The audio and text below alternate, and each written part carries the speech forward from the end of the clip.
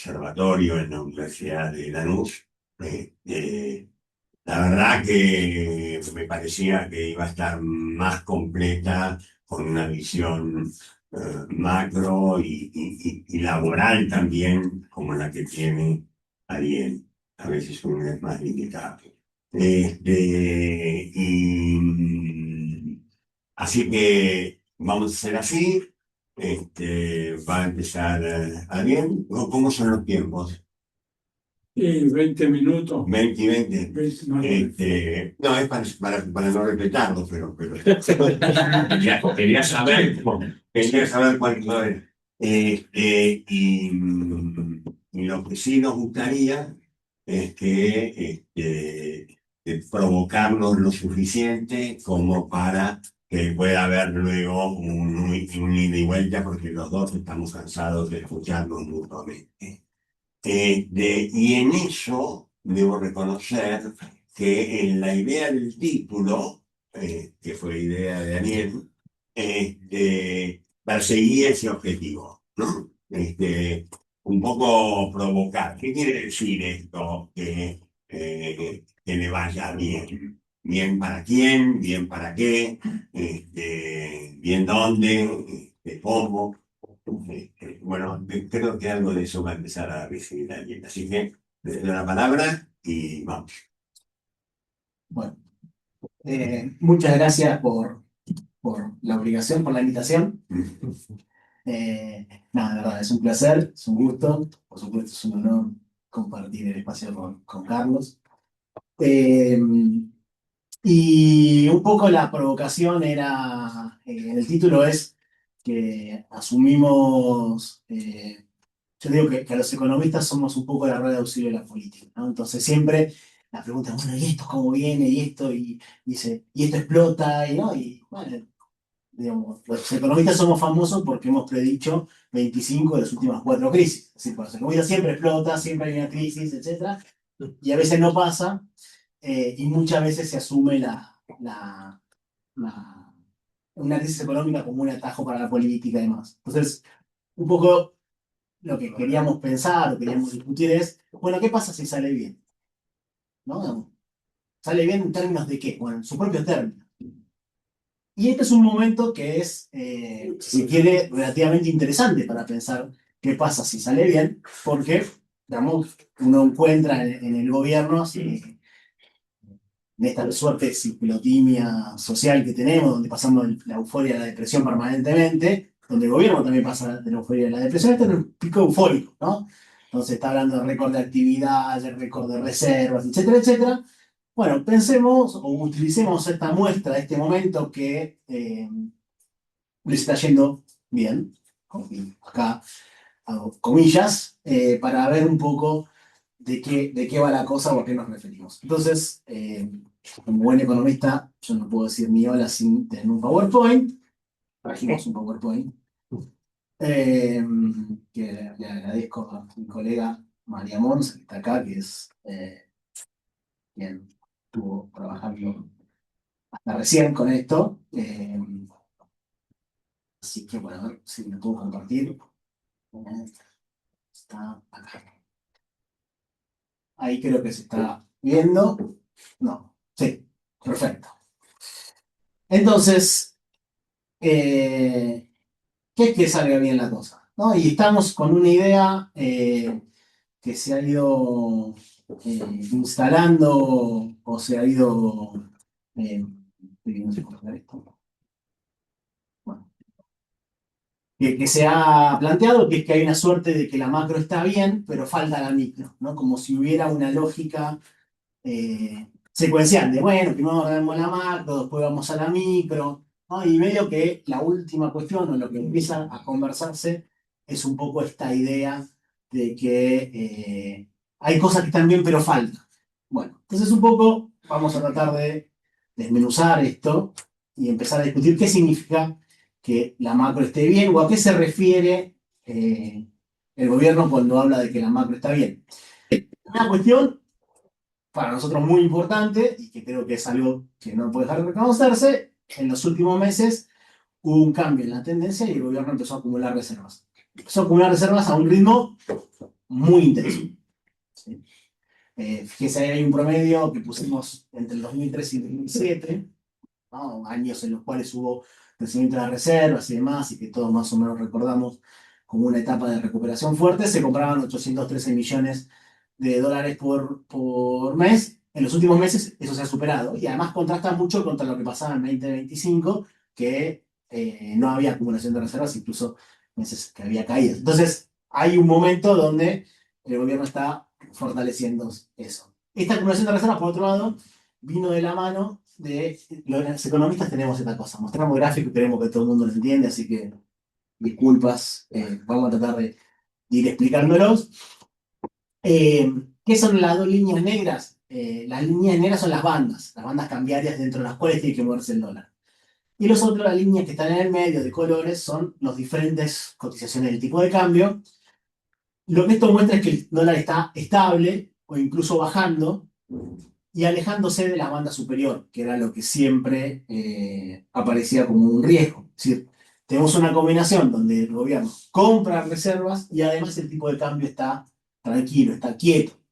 Esto para todos los argentinos siempre es una señal, ¿no? De modo nos hemos vuelto sensibles al dólar porque sabemos que esa es nuestra señal de alarma. Cuando el dólar está inquieto, todos nos ponemos nerviosos, independientemente de que compremos o no, porque sabemos que eso desencadena un montón de efectos en la economía.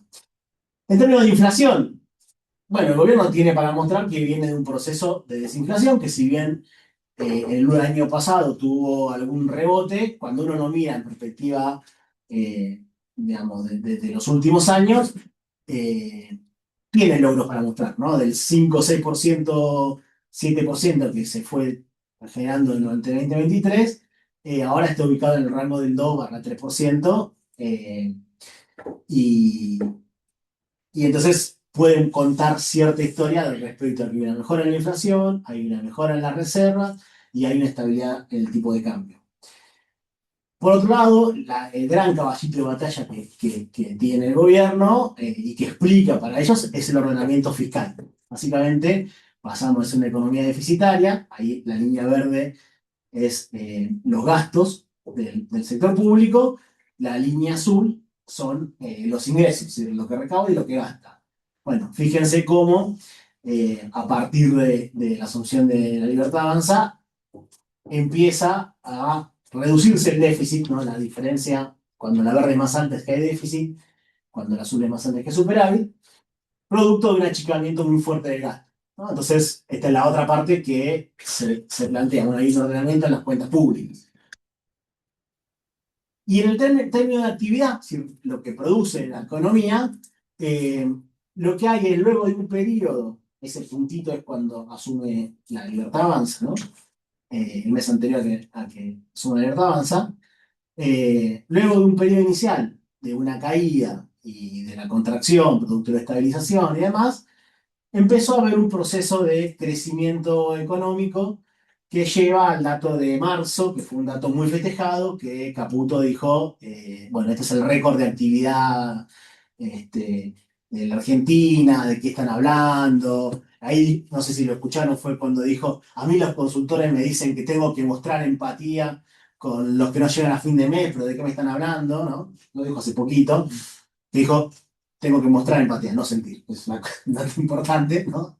Pero bueno, ahí Galperín creo que fue el que tuiteó la recesión más loca del mundo, ¿no? O una cosa así, digamos, un momento, digamos, de cierto eh, auge, producto de que la actividad se viene recuperando y alcanzó niveles muy elevados. Entonces, esto es a lo que el gobierno se refiere cuando habla de la macro está bien, o la macro está ordenada, o la cosa va saliendo. Y sobre esto machaca todo el tiempo. Esto es de lo que habla todo el tiempo Caputo. Y además es una cosa, es decir, una parte de esto es internalizado muy fuertemente por parte de actores económicos. No quiero decir los mercados, ¿no? No, actores económicos que ven esto y dicen, bueno, está funcionando. Ahora, acá le pusimos un título que macro y micro son dos caras de una moneda, que podríamos decir, la macro está bien porque la micro está mal, ¿no? que sería un poco la mirada. Empecemos por donde terminamos la discusión macro.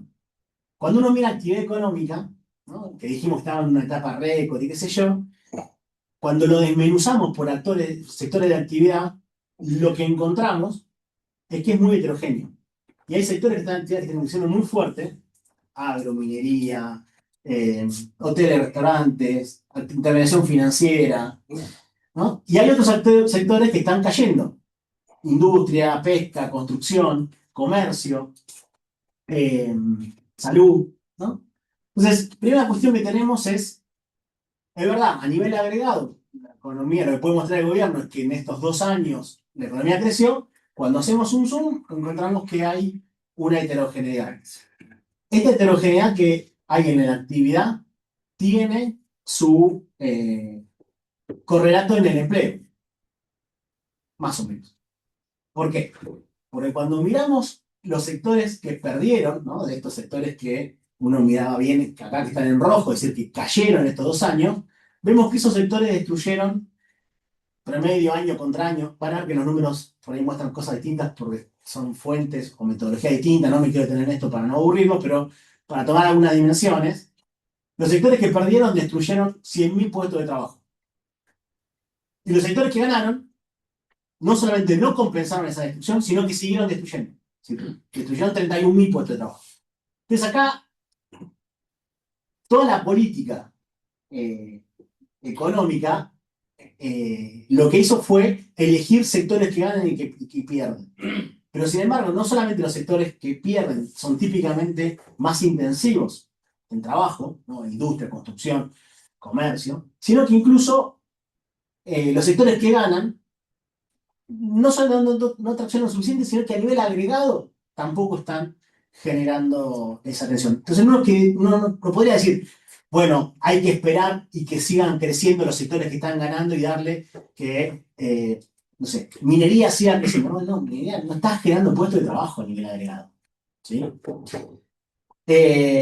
Cuando uno lo mira en términos provinciales, bueno, se hace mucho foco en que la provincia. De hecho, salió un fake que fue retuiteado por el propio presidente y otros que mostraba cómo crecía el empleo en todo el país y caía en la provincia de Buenos Aires.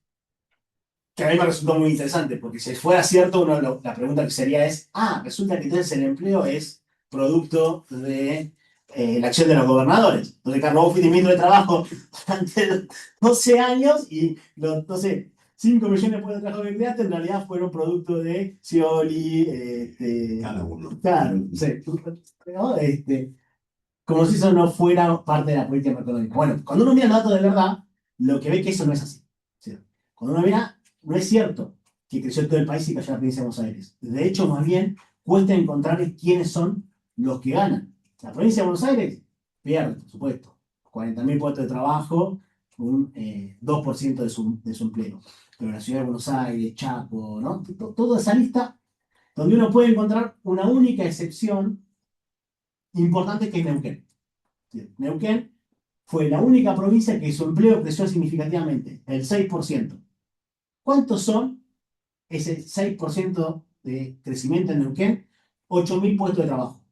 Cuando uno lo compara contra la provincia de Buenos Aires o la ciudad de Buenos Aires, o incluso lo que se pierde en Chaco. Es decir, Chaco pierde el 9% de su empleo, son 7.000 puestos de trabajo. Es decir, Neuquén solamente sirve para compensar lo que se pierde en Chaco. Por decir uno al azar de lo que está.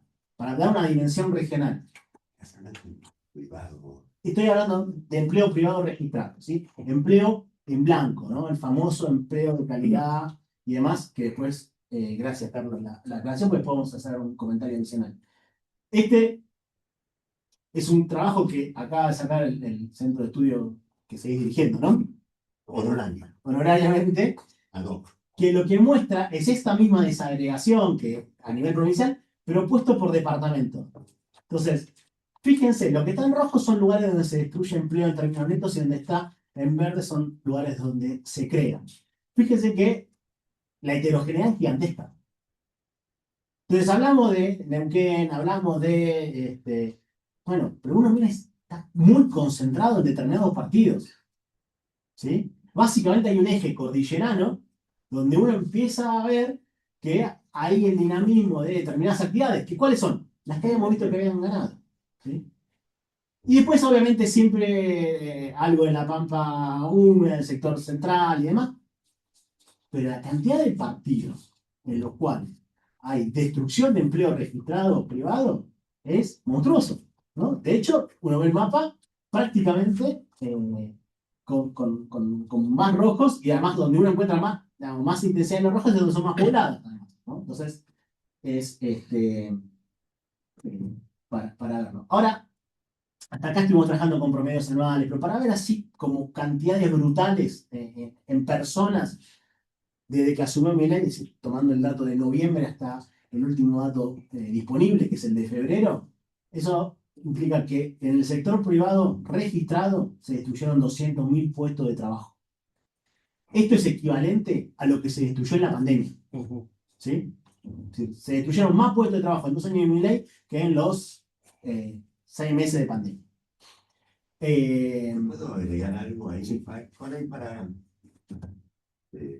para complementar? También lo que es notable es que el empleo es la primera vez que crece la economía y cae el empleo. Cuando vos comparás con la época de la pandemia, en la pandemia también cayó la economía. Acá no, acá está todo bien, vamos todo bien y se sigue cayendo el empleo.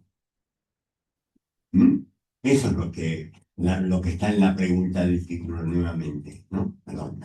No, es que es exactamente ese el punto. Incluso cae en los sectores que ganan. Incluso cuando uno mira en las provincias que salieron empatadas o ganaron, uno ve que están muy concentrados en un sector. ¿Sí? Ahora, el empleo privado, venimos charlando de eso. ¿Qué pasa con el empleo público? El empleo público también destruyó puestos de trabajo. 70.000 puestos de trabajo. Entonces, registrado. Entonces, registrado. Entonces, el sector privado expulsa más gente y el sector público expulsa gente. Parte de este empleo es expulsado por el propio sector público nacional, por el gobierno nacional, que tiene una política de despido y que además empezó a hacer una serie para mostrar la cantidad de gente que despide. Pero otra parte de esto es despedido por las provincias. Ustedes saben, la mayoría del empleo público no es nacional, es provincial. ¿Y por qué? Porque la nación hace el ajuste y le trae el ajuste a las provincias. Y las provincias no tienen capacidad de tener políticas contracíclicas, entonces apretado fiscalmente, apretado con su recaudación, con su actividad, etcétera, etcétera, se vuelven procíclicos y empiezan a despedir gente. Con lo cual, el sector público expulsa gente al mercado privado, que además está expulsando gente y además se destruyen puestos de trabajo en casas particulares. Entonces, todo lo que es el empleo registrado de los 3 segmentos típicamente que se miran, están siendo expulsivos de trabajadores. ¿Y qué crece? Crece los desocupados. Digamos, hay 200.000 desocupados más de los que había en el cuarto trimestre del 2023, acá abajo, ¿sí? Y ni siquiera están creciendo los trabajadores en negro, ¿no? Los trabajadores no registrados, para decirlo bien técnicamente. Es decir, esos que trabajan por ahí en un kiosco y que, digamos, tienen un montón de vulneraciones a sus derechos, pero por lo menos tienen garantizado un salario a fin de mes. ¿Y qué es lo único que crece? El cuentapropismo. La gente que, por la suya, se pone a hacer alguna actividad. Y hay un cambio tecnológico ahora que favorece esto. Si en los 90, ser cuentapropista era ser vendedor ambulante, tenías que conocer, tenías que insertarte en una red. Hoy, para ser cuentapropista, alcanza esto. Y hoy acaba de mandarnos una noticia un colega, creo que fue Celini, ¿no? Que lo mandó, de que, por ejemplo, el gobierno nacional acaba de modificar el reglamento del personal de seguridad para permitir que los militares puedan tener una ocupación secundaria. Es decir, puedan tener changas adicionales. Puedan hacer Uber, Rappi, lo que sea. Sin gorra. Sí. No sé cómo se llama eso con el estado policial, no tengo idea cómo, no sé cómo es, pero lo vimos recién antes de entrar. Me costó hasta entenderlo. ¿De qué estás hablando? Entonces, bueno, tenemos un sector privado registrado, incluso privado no registrado, un sector público que expulsa gente y es o al desempleo o al cuenta propia. La pregunta que es, bueno, está bien, hay más gente en cuenta propia. ¿Cuántos Rappi más puede haber? Porque en definitiva lo que tenemos es que hay más buscando por lo menos la misma que había antes. Ahora vamos a discutir un poco sobre el consumo. ¿Cuánto Uber puede haber? Bueno, cada vez más gente buscando lo mismo. Ahora ya hemos llegado a niveles, digamos, superiores, que es, ¿cuál era la lógica del Uber? La lógica del Uber era, bueno, vos tenés un trabajo, querés tener unos ingresos extra, bueno, tenés un auto, usás tu auto para... Ahora ya directamente se alquilan autos para hacer de Uber como trabajo principal. ¿Y cuánto te cobra? ¿Te cobra un porcentaje? No, te cobra fijo. Entonces vos tenés un gasto fijo para pagar el auto y un ingreso variable que es indeterminado y que además de ser indeterminado es crecientemente competitivo porque tenés cada vez más gente haciendo Uber. Ahora, los soldados, ¿no? Van a poder también hacer. ¿Qué pasa con los ingresos? Bueno, la línea azul oscura son los ingresos de los trabajadores formales registrados del sector privado, ¿no? Hubo una caída muy fuerte, hubo una recuperación, un estancamiento hacia el 2025 y desde ese momento viene en caída. Es decir, en el mejor de los casos podemos decir que están perdiendo poco. Yo quiero hacer una cosa, porque cuando uno mira estos gráficos, dice, bueno, está más o menos igual. No, una caída de 5 puntos era un problema en otra época. Una caída de 2 puntos era un problema. ¿No? 2014, no sé, el salario real, Carlos, que 2 puntos abajo habrá sido. Una tragedia. El único año y parecía que se incendiaba. Sí, 2 puntos. Bueno, acá es una caída de 5 puntos y pico. Y claro, pero uno lo mira en este gráfico y parece que no fuera grave. ¿Por qué parece que no fuera grave? Porque lo estamos comparando con lo que es el sector público provincial, que cae mucho más, ¿no? 10 puntos, y con el sector público nacional, que cae 30 puntos.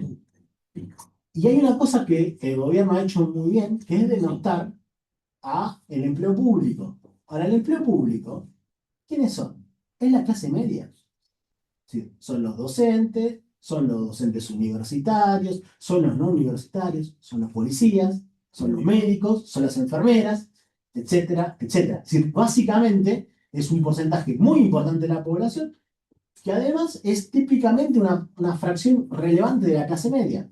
Entonces, este gobierno que va contra la casta lo que termina es pegándole fuertísimo a la clase media, porque le pega a los ingresos de los trabajadores registrados, privados, pero sobre todo a los de los trabajadores públicos, tanto provinciales como nacionales. Cuando uno mira las jubilaciones, bueno, esto parece un electrocardiograma, pero es para mostrar cómo se cayeron el poder adquisitivo de las jubilaciones. ¿Cuál es la que más cae? La que más cae es el haber mínimo con bono, es decir, lo que cobraba efectivamente la mayoría de los jubilados, que es la verdecita de abajo, la más clarita. ¿Sí? Fíjense, todas caen, ¿eh? Todas tienen esa caída, pero la que más impactada está es el haber mínimo con bono. Y entonces tenemos precarización del empleo, expulsión de los sectores registrados, caída de los ingresos reales, caída de las jubilaciones, ¿y esto cómo va a impactar? Bueno, no puede impactar de otra manera que en una caída del consumo.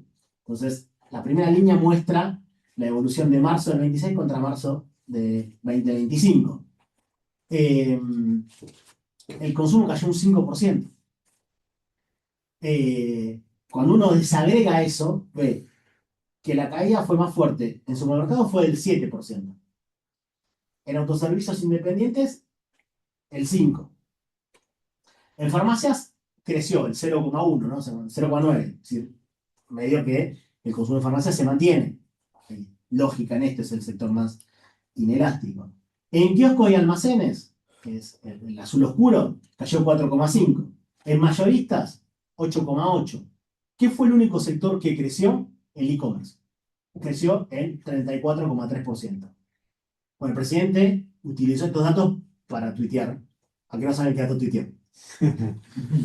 Puso el dato récord de e-commerce, no sé qué. Claro, pero el mismo informe mostraba que en el agregado había caído 5,5%. ¿Sí? Y para cerrar, una cosa que para nosotros como grafica un poco el combo de todo este modelo, que es la evolución de las importaciones de 2026 contra 2025. Primera cosa es, cayeron. Entonces ya es un dato significativo o es relevante para pensar, ¿no? Las importaciones cayeron en un contexto que, como decía Carlos, creció la economía. Entonces, bueno, desagreguemos un poquito qué caen.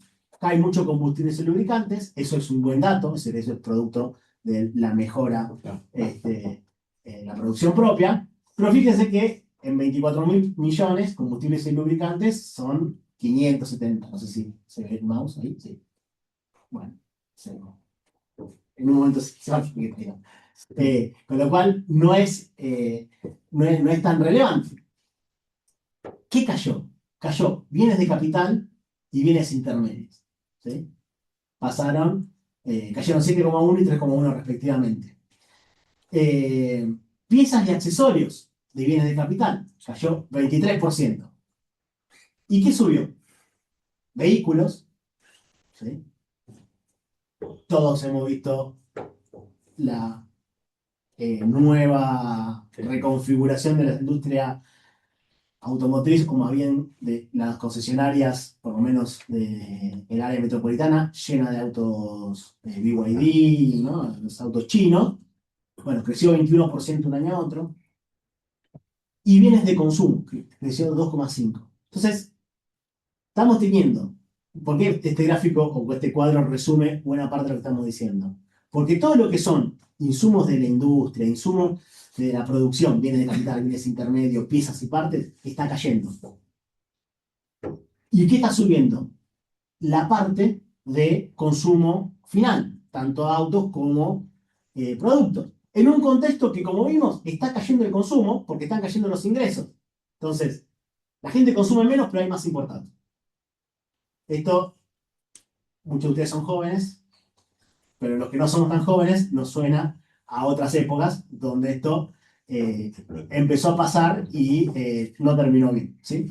Entonces, ¿qué queremos decir con esta cosa? Es decir, la macroeconomía está dando lo que esta macroeconomía puede dar. Y está teniendo los impactos lógicos y razonables que tendría esa configuración macroeconómica. No es que hay una que está escindida de la otra. Entonces la pregunta es, ¿y si le sale bien? La respuesta es, ¿bien para quién?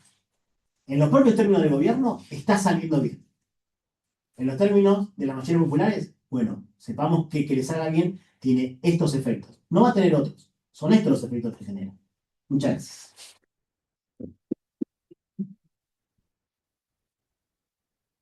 Bueno, casi sin interrupción, antes de hablar quisiera decir algo. Es un chiste viejo de nuestra generación, los jóvenes no tienen por qué acordarse. Que me provocaba la última parte de lo que decía Daniel. Pregunta al economista. Digo, cuando una economía crece, para que crezca tiene que crecer por el lado de la inversión, por el lado del consumo o por el lado de las exportaciones. ¿Está bien? Sí. Bien. El consumo no, parece que no.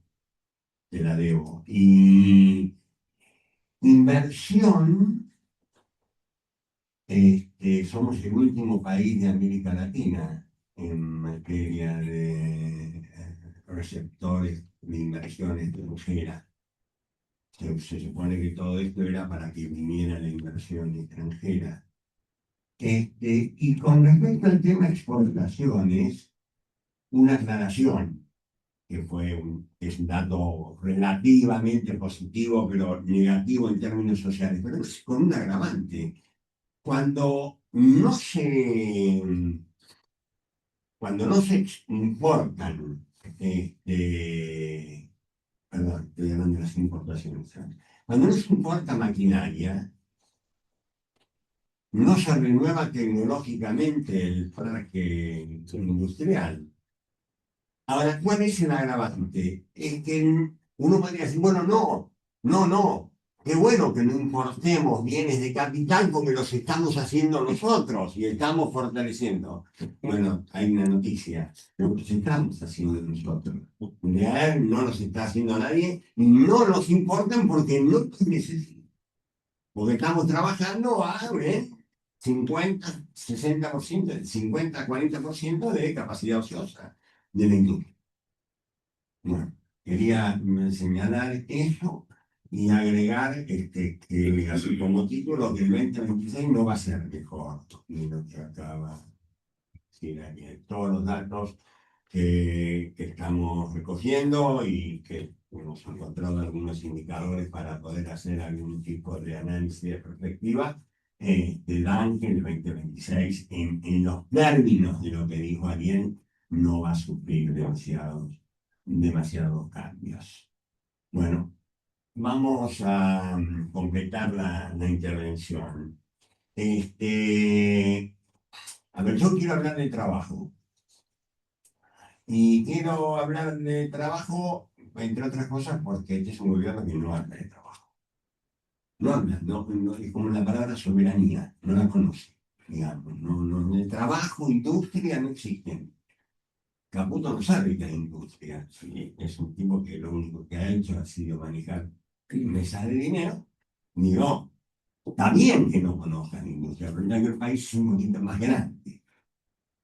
¿Y por qué que además también quiero hablar del trabajo? Porque, miren, nosotros decimos muchas macanas, nos equivocamos, y lo digo en serio, un plural que asumo, pero no es lo mismo un gobierno para el cual el trabajo sea un dato menor y en todo caso un subsistema que funciona de acuerdo al mercado, que es lo que hace este gobierno, no le importa la cuestión del trabajo, es muy distinto de un gobierno que considera el trabajo un organizador social, o sea, que le importa que haya trabajo, que considera que el trabajo es el mejor mecanismo para una mejor distribución del ingreso en un país de mayorías, para todos,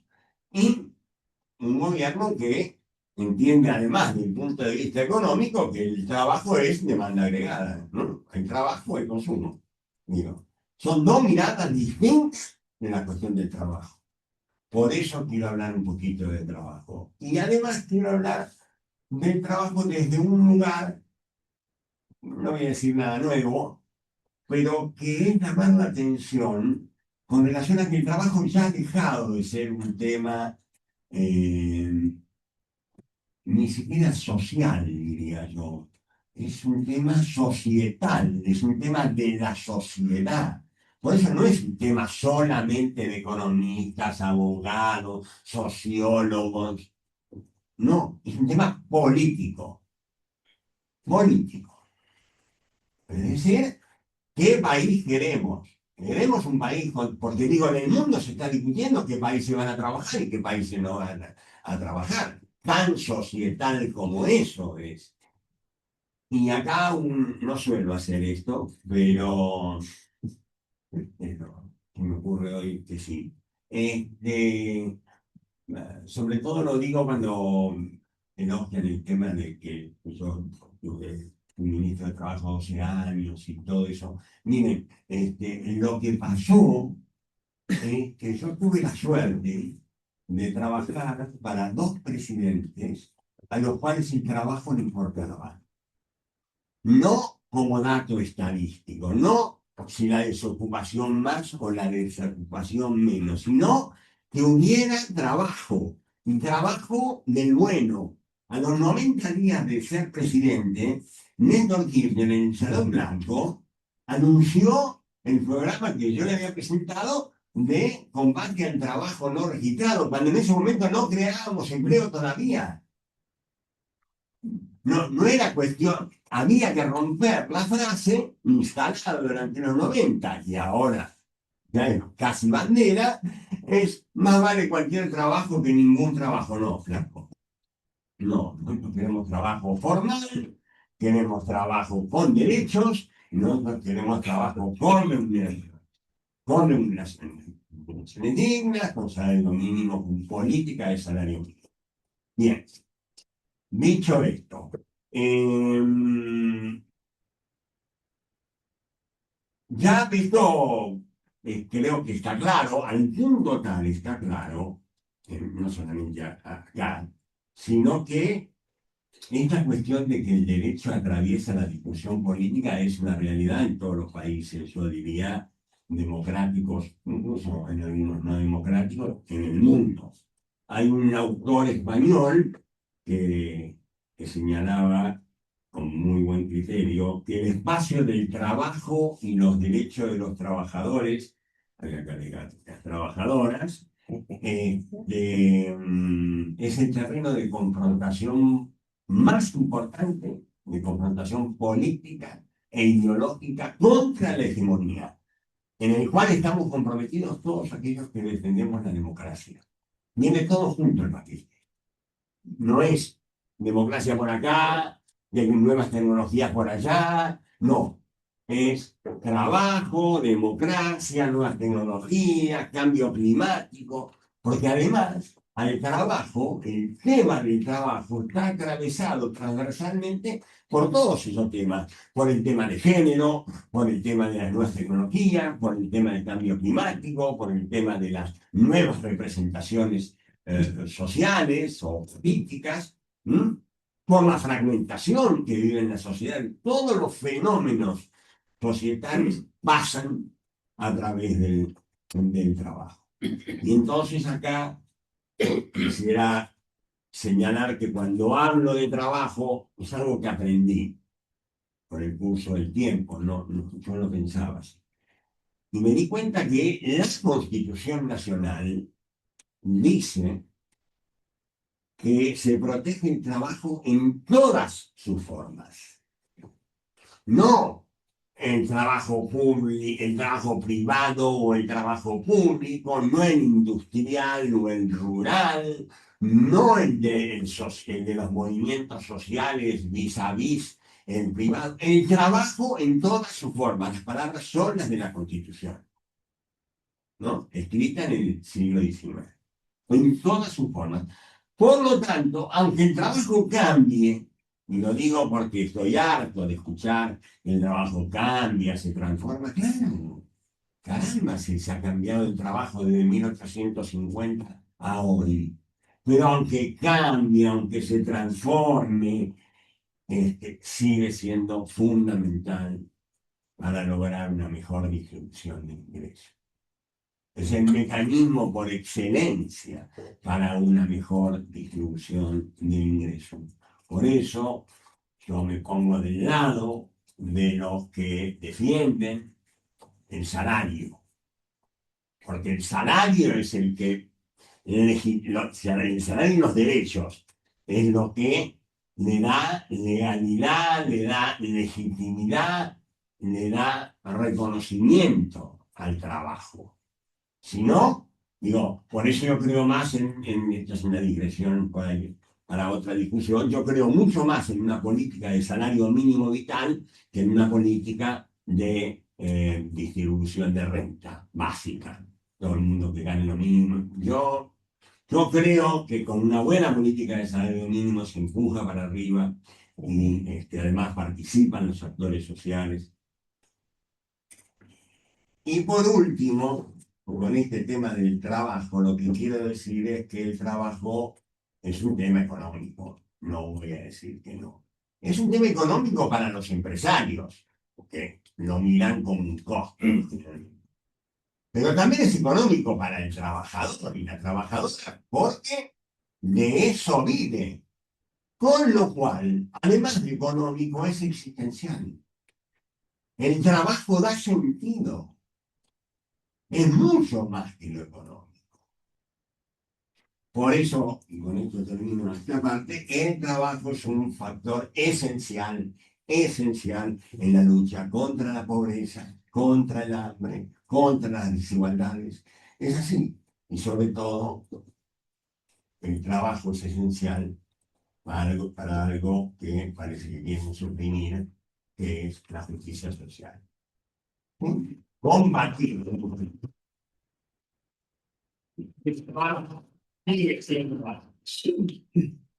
Por eso, por eso hoy más que nunca que aparecen, Gramsci hablaba de que cuando algo no termina de morir y otra cosa no termina de crecer, aparecen los monstruos. Bueno, los monstruos ya los tenemos, ¿no? No digo los muertos vivos, los llamo muertos vivos porque vuelven a la carga con siempre lo mismo. Si algo no ha cambiado es el programa de la derecha. Tanto que nos piden a nosotros que hagamos autocrítica, ya la hemos hecho pública, privada, más o menos. Él me dijo que hizo algunas cagadas, yo también. Digo, yo jamás he escuchado que le pidan autocríticas a la derecha. Jamás. Y miren, que hay para hacer 3 tomos, ¿eh?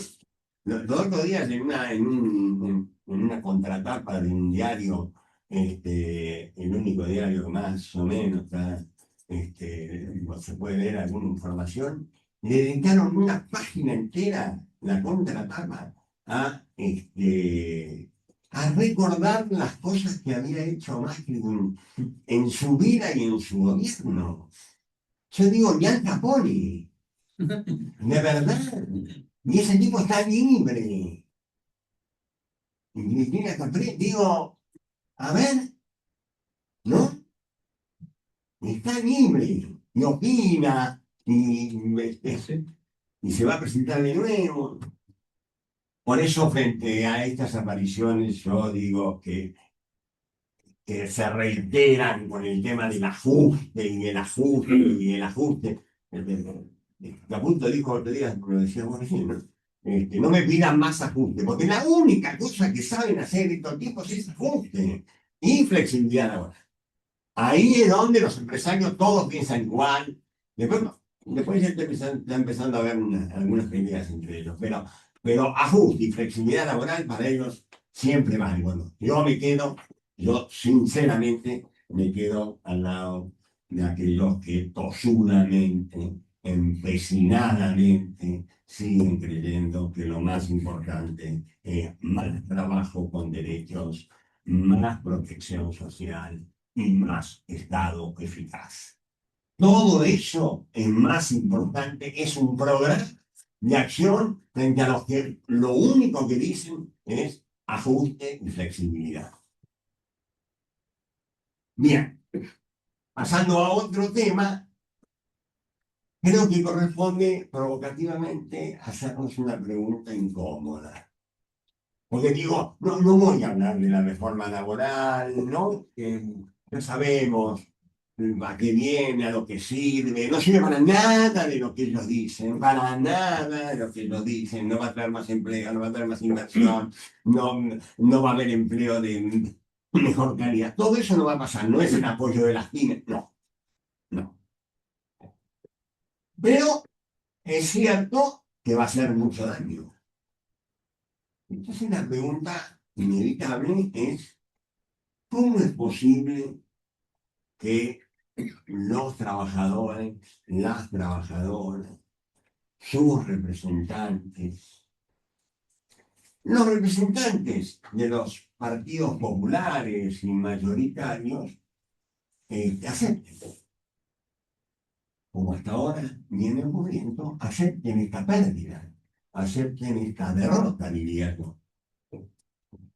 Y yo creo, bueno, básicamente creo que hace 40 años vienen trabajando y lavándole la cabeza a la gente, estableciendo un nuevo sentido común. Eso desde ya. Porque ni siquiera en los 12 años donde las políticas públicas iban en sentido contrario, los grandes medios dejaron de insistir que la culpa de todo era del Estado, de los sindicatos, de los trabajadores. Bien. O sea que ahí hay un trabajo, podríamos decir, muy bien hecho por la derecha. Apoderarse del sentido común. ¿Y eso qué quiere decir? No es para cualquiera el tema, ¿eh? Claro, lo sabemos hacer. Lo queremos hacer. Y no es un problema solamente de comunicación. Por ejemplo, yo no sé si ustedes se acuerdan cuando se aprobaba la reforma laboral, se quisieron meter un artículo de contrabando, el artículo 42, a último momento. Entonces, se estaba discutiendo toda la reforma laboral, que eran 200 artículos. Se estaba discutiendo, no se estaba discutiendo, era carajo, no se podía hablar de 200 artículos así, de 15 días, bueno. Pero apareció este solito, que decía que a los trabajadores que se enfermaran por condiciones, todos saben, ¿no? O sea, todos se enteraron de ese artículo. Entonces, ¿qué pasó? Como todos se enteraron de ese artículo no pasó. Porque era una barbaridad. Era, encima, Sturzenegger puso como ejemplo, porque el trabajador que el domingo va a jugar al fútbol y se lastima, no tiene que ser la empresa la que le siga pagando el salario. Y la gente dijo, entonces tampoco le puedo jugar al fútbol. Entonces se meten en vida privada a decir basta. Y la oposición, para que no pasara el artículo, buscó otro ejemplo brutal. Dijo, entonces quiere decir que una mujer con cáncer no va a poder cobrar su sueldo durante el periodo de tratamiento. Entonces, entre el partido de fútbol, el cáncer y la barbaridad que quería meter y la gente se dio cuenta de lo que se estaba discutiendo, se mejoró el sentido común. Ese artículo no pasó. ¿Me explico? ¿Por qué? Porque ellos lo explican siempre de otra manera. Y esto es lo pasa. Si a vos te dicen que te van a sacar la indemnización, voy a decir, pará, pibe, indemnización. ¿Cómo vas a sacar la indemnización? Encima casi no hay seguro de desempleo. No. Ahora, si te dice, vamos a remover los obstáculos que impidan que te contraten, bueno, sí, pero bueno, vamos, porque entonces ahora me van a contratar y resulta que el obstáculo que van a sacar para permitir que a vos te contraten es la indemnización del compañero. Entonces esto tiene dos efectos. Primero, te mienten. Y segundo, ¿quién es el culpable de que a vos no te contraten? Tu compañero que tiene indemnización, no la patronal. ¿Se entiende? Si vos, todos los días, pero todos los días, cada vez que habla un funcionario, un diputado, de la derecha, que son muchos en Argentina, en vez de hablar de derechos de los trabajadores, hablas de los privilegios de los trabajadores, todos los días hablas de los privilegios. Y al final, yo casi pido disculpas cuando me voy de vacaciones. ¿Verdad? ¿Me voy a ir de vacaciones? Sí. Otra victoria más. Claro, falta algo más. Hay que buscar un culpable institucional. Esto no pasa solo. ¿Y qué mejor culpable institucional que los sindicatos? ¿Qué mejor culpable institucional que el dirigente sindical individualmente considerado? Y no importa si es bueno, si es malo, si chorea, digo, fue puntito. No, no. Por el solo hecho de ser sindicato es portador de la maldad intrínseca. es un obstáculo para que la economía se desarrolle, la existencia del sindicato. Bueno, quiero decirles que para nosotros es exactamente lo contrario. Nosotros creemos, todos nosotros, todo el ancho campo nacional y popular, cree que las organizaciones gremiales, las instituciones laborales y las regulaciones sirven para una mejor distribución del ingreso, sirven como balizas para orientar el desarrollo económico de un país, no son un obstáculo. Y estoy hablando en general, no estoy hablando de una ley o una norma en particular, de un dirigente en particular, no. Hablo del sindicalismo, hablo de la ley de contrato de trabajo, ¿sí? Hablo de la negociación colectiva. Porque además, si no hay negociación colectiva, me pregunto yo, ¿cómo se mejoran los salarios si no hay negociación colectiva? De dos formas, o lo decide el gobierno del turno, estamos arreglados, o lo decide la patronal cuando quiera. Y quiero informarlos a los más jóvenes que eso en Argentina ya pasó. No es que no pasó, en Argentina pasó todo. Así que no saben problema de los ejemplos para lo que quieran. Y el último punto, perdónenme que me detuve en esto, pero yo creo que es importante que veamos cómo juegan las fichas las negras, digamos, ¿no? Ah, no, son las blancas, los negros. El otro tema es la...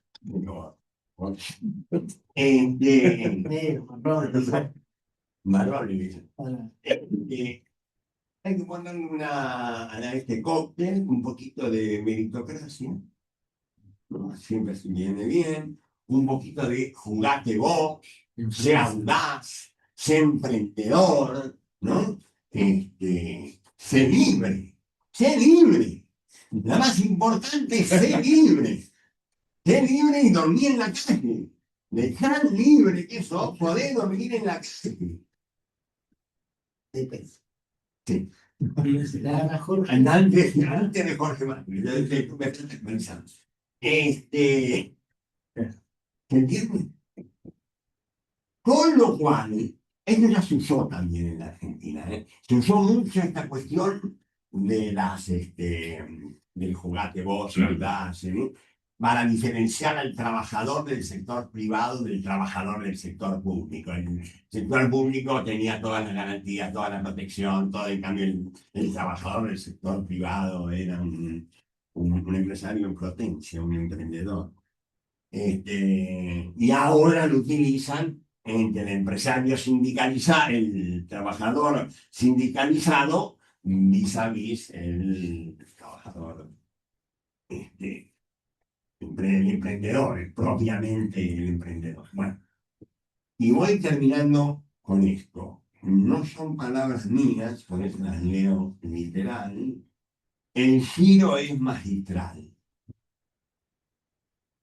Esto ya no es un tema comunicacional, no es un problema de comunicación.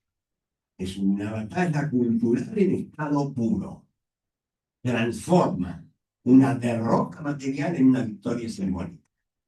Es decir, el trabajador siente, cree que va a estar mejor. Por eso, acá es donde empezamos a encontrar la similitud de lo que terminó diciendo alguien con el título y con nuestra preocupación. ¿Saben qué? Si esto así, es así. Acá no hubo errores, ni hubo excesos.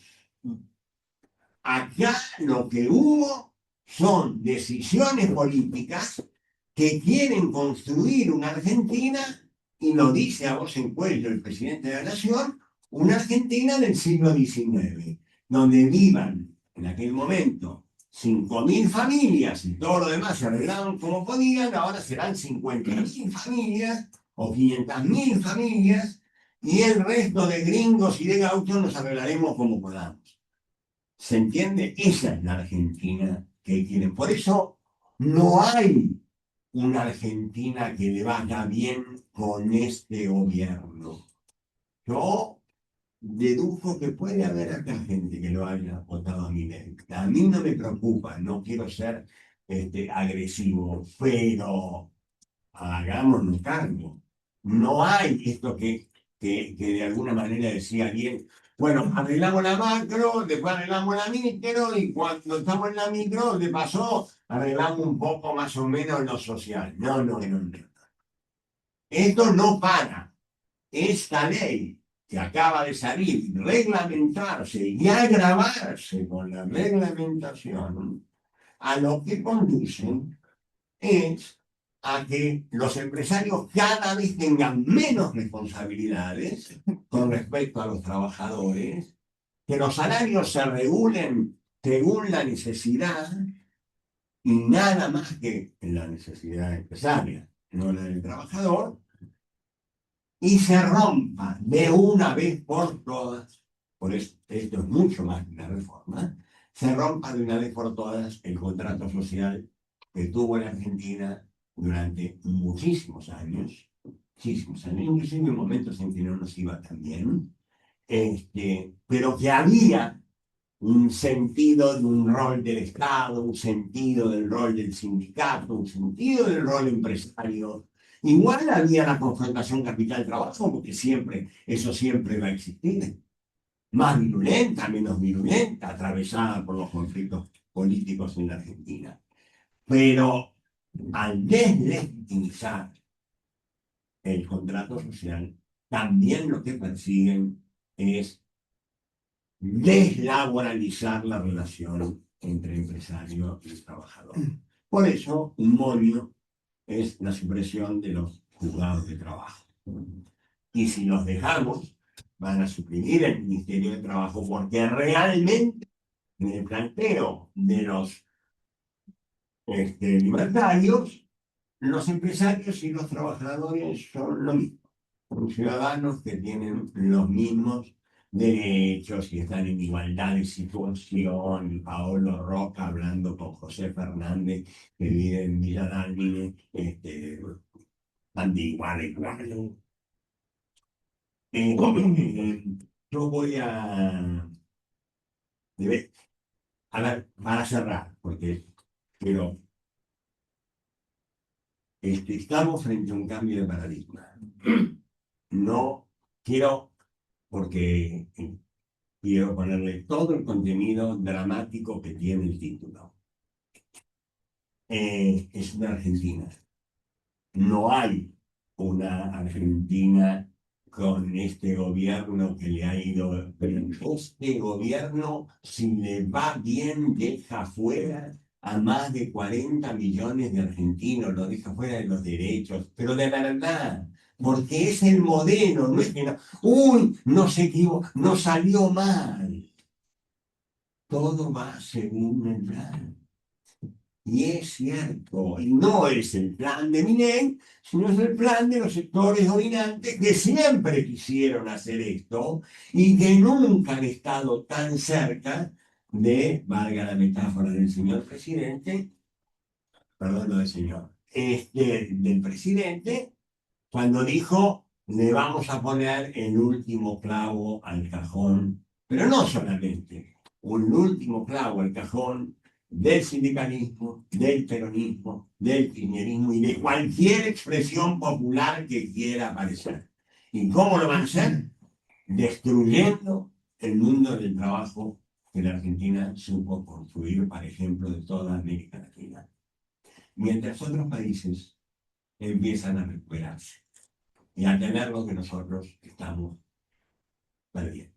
Valga como anécdota de cierre, cuando yo llegué a México, en México tenían 6 días de vacaciones. 6. Ahora tienen el mismo sistema en Argentina. Nosotros vamos para 6. Gracias.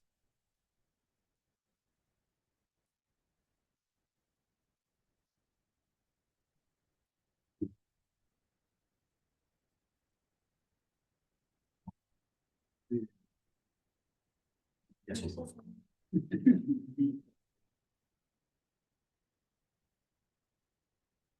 Bueno, El maestro felicidades, los compañeros. Esta es la última charla por este tiempo.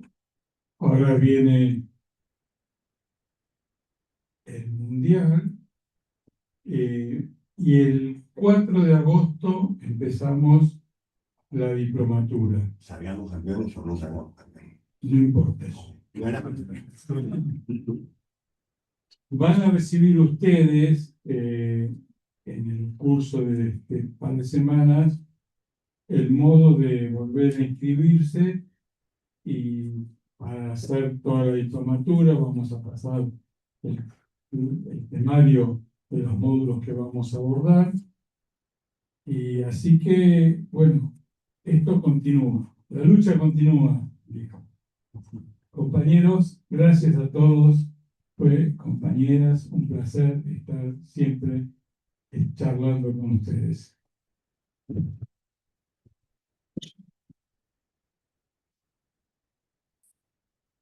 ¿Alguno quiere hacer alguna pregunta o alguna duda? Por favor. El comentario, crítica. Ariel va a contestar todos los problemas. En el chat, el comentario que tenemos es de María Alejandra Canto, que dice: hola, el trabajo se hace a la dignidad humana, ser útil y sentirse vivo. Excelente exposición, gracias. Yo, un comentario nomás. No, es algo que mi madre no podría creerlo, pobre mi madre falleció recientemente, que es hablar del Papa. Yo que me defino a mí mismo como ateo, anticlerical, agresivo, voy a hablar del Papa, pero no del Papa Francisco, porque eso lo hace cualquiera. Voy a hablar del Papa actual. Sí, la última sí. No voy a hablar de sensible, voy a hablar de algo más profundo. El Papa actual se llama León, que toma su nombre de otro León. Toma su nombre de León XIII, que León XIII es el Papa de la Revolución Industrial, o mejor dicho, de los efectos de la Revolución Industrial. Es el Papa que ve los efectos que genera el capitalismo naciente de esa Revolución Industrial, no esa que en su momento escribe el camarada Engels, ¿no? Las condiciones de vida de la clase obrera en Inglaterra, ¿no? Y que escribe cómo se vive en Inglaterra con el advenimiento del capitalismo de la Revolución Industrial, y ese Papa agarra y dice: che, esto es inhumano. Y nosotros, dice, desde el catolicismo, desde la religión, tenemos que dar una respuesta humana a esto. Ese mundo que describe León XIII es un mundo donde no hay leyes laborales, hay persecución de los sindicatos, hay todo lo que uno podría decir las relaciones laborales en su estado más salvaje. ¿Sí? La vida humana convertida en una mercancía en un sentido estricto. Es en ese contexto en el cual Marx escribe El Capital, Engels las menciones de la clase obrera y su encíclica León XIII. Entonces, más allá de la encíclica que haya sacado León XIV, lo que es muy interesante para pensar es por qué este Papa elige retomar a León XIII. Es todo un síntoma de época que el Papa haya traído, haya sacado de la memoria a ese León y que esté alertándonos sobre las condiciones que implica esta nueva modernidad, esta nueva revolución tecnológica, esta nueva revolución industrial, ¿no? Y nos llama a reflexionar. Lo bueno que hace el Papa, no puedo ver lo que estoy diciendo, es que también nos recuerda que así como esos espantos que llevaron a escribir esa encíclica, fueron seguidos de acciones, y fueron seguidos de acciones que construyeron un mundo menos mercantilizado, un mundo menos cruel, menos salvaje, un mundo que nosotros sintetizamos con algo que es muy sentido para nosotros, que es la justicia social. Entonces, si me lo está diciendo el obispo de Roma, como nosotros, que somos herederos de la fuerza que hizo de la justicia social su bandera, no vamos a saber cuál es el sentido de lo que tenemos que hacer. Ese es nuestro camino, y eso es lo que tenemos que hacer. Después discutiremos la forma, discutiremos boludeces o discutiremos los detalles que hacen a cómo se logran esas cosas. Pero el rumbo, el sentido, está claro. Lo dijo Perón, la felicidad del pueblo, 3 banderas, el cómo construirlo colectivamente. Así que me parece que no quería digamos, cerrar esta cosa sin dejar en claro que no es la primera vez que en la humanidad pasa esto, y la humanidad se ha dado las tareas y ha podido resolverlo y ha podido enfrentarlo. Por supuesto no ha sido fácil, no ha sido gratis, ha sido muy costoso, pero estamos en una etapa en la cual se está jugando esta bisagra de la historia y tenemos que disputarla porque la ultraderecha viene por eso. Entonces tomemos la advertencia del Papa y hagamos lo que tenemos que hacer. Muchas gracias.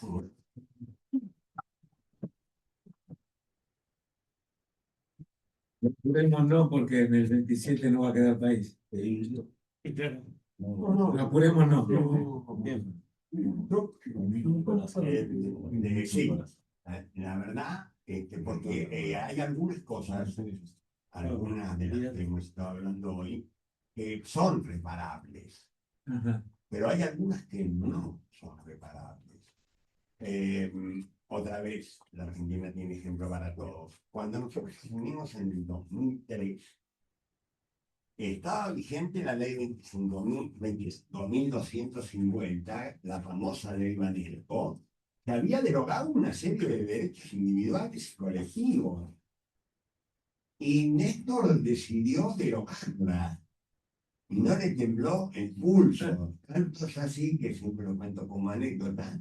Yo le llevé el texto que habíamos incluso conversado, para eso servía el Ministerio de Trabajo, con los empresarios, con los sindicatos, con la academia, para sacar para derogar esa Manelco absolutamente y hacer otra, que por ahí tomaba incluso algunos temas que estaban en la Manelco, pero una que devolviera los derechos que se habían perdido. Ustedes saben, y si no saben se los cuento, en general el modo como se presentan las leyes es artículo primero, dice tal cosa, artículo segundo, tercero, cuarto, y al final dice, se derogan las leyes tales, todas las que han sido afectadas por el texto. Si yo llego con el texto, se lo pongo a Néstor arriba de la mesa y agarra, mira la primera hoja, y dice, no. El artículo primero es, se deroga la ley Manelco. Primero, me puedes escribir todo lo que quieras, debe estar muy bien hecho.